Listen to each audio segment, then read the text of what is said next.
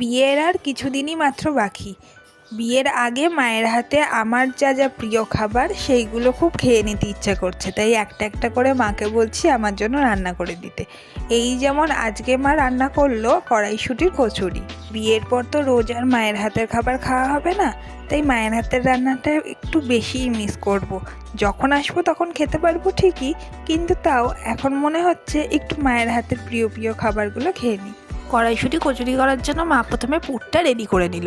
কড়াইয়ে আদা, কাঁচা লঙ্কা, কালো জিরে, হিং ফোড়ন দিয়ে একটু নেড়ে চেড়ে তাতে কড়াইশুঁটি বাটাটা দিয়ে তাতে নুন, হলুদ, চিনি, ভাজা ধনে গুঁড়ো, ভাজা জিরে গুঁড়ো দিয়ে ভালো করে নাড়াচাড়া করে পুরটা রেডি করে নিল।